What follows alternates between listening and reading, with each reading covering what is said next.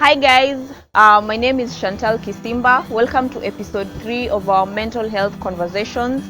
So before we begin, I would just like to tell you guys thank you for watching, thank you for liking, thank you for sharing, and thank you for following the conversations.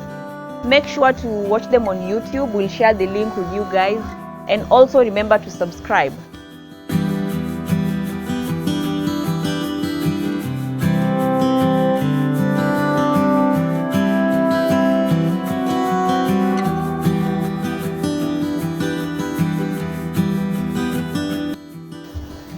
So guys, if you've been following our conversations, on episode 1 we talked about trauma, and if you watched the episode, we highlighted what trauma is and how it affects people. And also in our episode 2 we dealt with domestic violence, which if you now link the two episodes, you'll realize that domestic violence is one of the causes of trauma.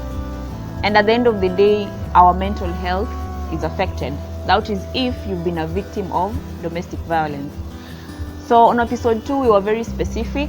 We targeted the kids. You realize the kids are voiceless. So we were trying to highlight how at the end of the day they are affected by domestic violence. In case you missed those 2 episodes, make sure to go to our YouTube and watch them. So on this episode, we are now going to focus on the victims. What do I mean? So you realize as human beings, we are relational beings, right? You're a lady, you meet a guy, you fall in love. And you're a guy, you meet a beautiful lady and you fall in love. That's part of the whole process of being a human being. But what's catchy is that this person you've met, you trust them, you like them, you end up dating. Then one of the issues in a relationship is misunderstandings. But the part where we go wrong is that if there's an issue in a relationship, how is it supposed to be handled? And now in line with violence, you do realize that some partners end up physically abusing their spouses or their boyfriends or their girlfriends. So I want you to picture this. I trust you with my vulnerability. Then you end up physically abusing me. I like to say it's like I'm now a slave in that relationship. It's like you take someone, put them in a box. They become your puppet. You control them. Any tiny thing, you beat them, you punch them. Anytime you two have a disagreement, instead of talking about it or discussing the issue, it turns to violence. And because of this, I want us to think about the repercussions. Remember, your vulnerability is at stake here. This person has trusted you. This person has given you their all. And then at the end of the day, you beat them up. How does that person feel? First of all, their self-esteem is affected. Their self-confidence is affected. They feel controlled. They feel manipulated. And at the end of the day, their being as a person is just affected. And mostly the abuser does not care. To them, they feel that if they abuse their partner, they feel more superior. They feel that whatever point they're trying to drive home to their victim will reach. And I don't know why we always feel that if you physically abuse someone, it makes you look superior, it makes you look the head.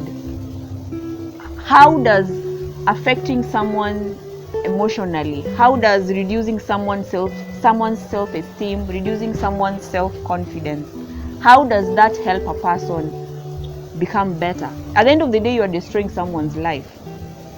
And remember, this person has trusted you with their heart. So I think it's time for us to rethink this whole violence in relationship things. And we are normalizing it as a society, which is sad.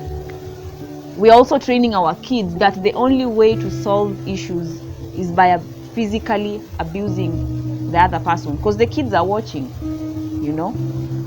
And I think with that, it's high time to rethink the whole thing and realize that when you abuse your partner, you're killing them slowly. And this is trauma inflicted in them. It's something that sticks to them, not only now, but let's say, for example, if you guys were dating for 2 years and you happen to abuse someone within that period of 2 years, then that relationship ends up not working. It's going to also affect the next person they're going to date. So it's like a ripple effect, you know. It does not only affect them, it affects the people around them. In case the relationship did not work, it will affect the next person they're also meeting. So we are trickling down trauma to other people.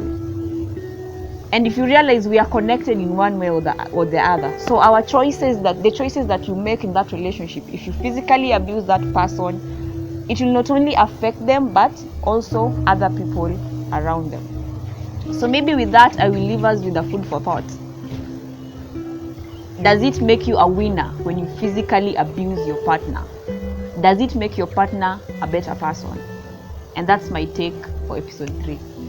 See you guys on the next episode.